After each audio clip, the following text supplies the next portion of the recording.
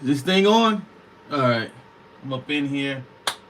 I'm gonna drop another video. This is my second one dropping today. So it's still some content. And I got to thinking about this the other day, and I think I'm gonna drop more videos like this with certain amount of things I want to cover, and then I could just get to them like that in the video. On like 5 things I wish I knew before I started my business. Um, Gotta get a jacket on. It's getting a little chilly in here for me, so I'll get my jacket on. Oh, yeah. All right. Let's go with the first thing I wish I knew. Oh no, let's go. Yeah, this is my first one. My first thing I know. I wish I knew how to budget before I went first. So start off with the budgeting, because how I did it when my started my business. I know it's a risk now, and it's a risk I don't know if I would ever take again. But I went all in. I invested all I had. I went all in. I felt it's a risk that paid off. But if I would have just, maybe I would have just held on a little bit longer, like I did with my other machines. See, I didn't go all in on these other machines, but my first thing I did was go all in. I didn't. It's like I wish I knew better budgeting. You know, cause I didn't have the ratio to know like what's gonna sell, or if I was gonna make enough sales to get a machine. So my budgeting wasn't correct. It took me about 2 to 3 months to get my budgeting, expenses of uh, boxes, garments that I'm going to do, how many to carry. You know, it took me months and months and months to learn like what garments to carry, how much of those to carry, like how often will I need thread, the bobbin thread, the trends. You know, took me months and months to learn that, because that's what you're gonna know, that what is different. Everybody budget is different. You're not gonna see two people that have the same type of budgeting strategy. So that's one thing I wish I knew when I first started, is my budgeting strategy to have my business going, continuously going. Um, it's like it's certain things I do now. With my things that I do now with my budgeting strategy, I sometimes I'll have stock, sometimes I won't have stock. I'll lean it out. So sometimes I'm trying to build up money or pay some things off, so I won't carry as much stock. Like right now, probably got a couple grand of stock in garments and hats, so just laying around. I'm sure it is at least a couple grand, maybe $2,000 worth. But back when I first started, I would have $100 worth or $200 worth, and what would happen is I would sell out, and then my customers would be waiting for me to get their next, waiting for me to get the next orders. Or you know what I'm saying. So to alleviate that, I went to just start getting more stock. So, but then I went on the other end. I had too much stock because I didn't order for like a month. You know, I'm not that big of enough company that I think I can hold off for a month on ordering stuff. So I'm at probably a 2 to 3 week how I run mine. So I basically order every 2 to 3 weeks my stock. So my budgeting, that's my first thing, is I wish I knew, it's my budgeting. My second thing I would say is I would say is a little thing, like a ding ding. My second thing is I wish I would have gotten. I told my friend about this. I wish I would have got contracts before I even got a machine.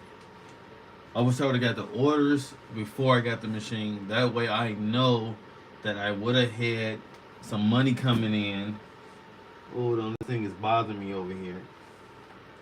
It is bothering me. It's a thread just hanging around. But I wish I would have did that. I wish I would have got my contracts in or got some orders, something to help pay down the machine before I got it. But I did it the opposite way. I went and just got a machine. And I had it sitting around. I was trying to figure out ways to do it. But if I was to do it again, I would go. I would talk to people because it's always gonna find somebody that's gonna do something.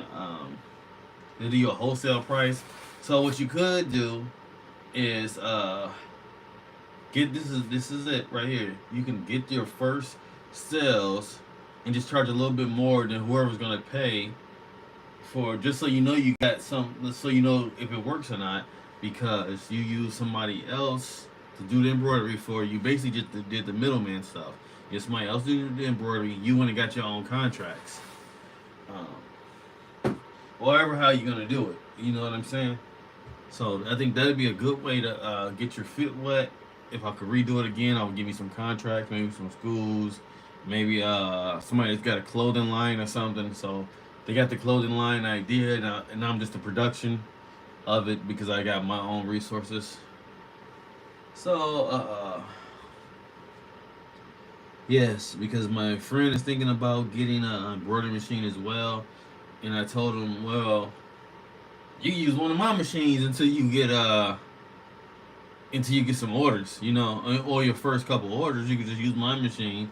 That way, you know you already got some money coming in on your yeah, if you use my machine, you already know you got some money coming in, and it's gonna pay for itself. So that's probably the best thing to do is to try to get your orders first, and then get a machine. Especially if you know somebody that's like me, or somebody that you can negotiate with, that would maybe let you get through a couple of orders, so you can see how the embroidery business is. So you get a taste of it without going, like I said, my first one is budgeting. I kind of went all in on my on the way I did it. So I'm just trying to help you guys do well, so y'all don't have to go through the things I did. Hmm So the third one, let's go with the three. The three, which is leading to right what I said. I wish I knew somebody else that had embroidery. I would. So if I would do it again, I would find somebody else that was doing embroidery like me. The problem is when I started, find another person doing embroidery so I could learn from them. When I got mine, I had nobody personally that I could learn from or could even talk to about this. All my learning was through YouTube videos.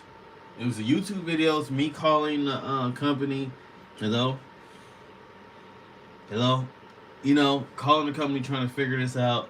And it, even though I worked with embroidery machines and regular sewing machines for years since I was like 12, a little kid, um, it's, you know, I wasn't used to the going things that would just pop up, because you know, if I would have been around a person that would have had a machine, maybe they could have told me that, oh yeah, these things, needle's gonna break, thread's gonna snap.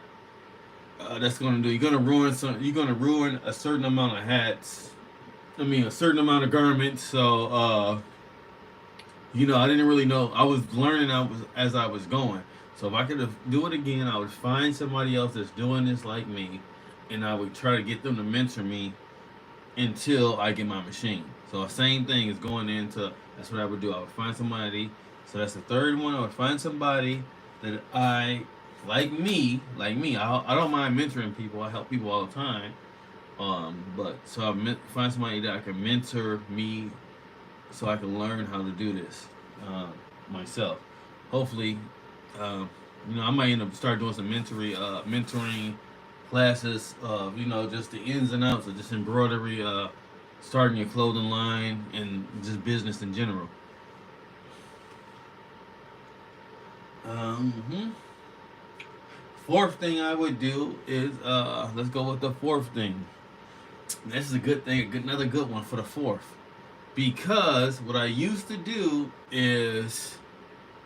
um, is find good suppliers. Now this would my fourth thing is find good suppliers. So I wish I would did before I started doing this because I went through trial and error and own different suppliers. I would get great deals, but when I come back around again, when I told you I sell out, try to get that same like hat, maybe a little bit different. I mean, a little bit exactly the same. The supplier is sold out of them, or it's taking me. I don't know how long it's gonna take me to get a hat or a shirt or something because I don't know because I haven't dealt with the supplier before. You know, some suppliers is you get it in 2 or 3 days, and some of them it might be a week and a half before you actually get what you ordered. You know, from the time you ordered, I got to order today, but by the time you order and by the time you get it, it could be a week and a half because some just certain things, you know, it's just how they fulfill orders. Different companies fulfill different things. So I wish I had my suppliers and I knew how they did business before I started this. I'd be like, all right, so I need to deal with them for this certain things. And because certain places you'll see they specialize in certain things because they might be slow on one thing, but they might be fast on another thing. Um, you know, a lot of people, a lot of suppliers now are working with different other smaller suppliers to get you your stuff quicker. I noticed that as well.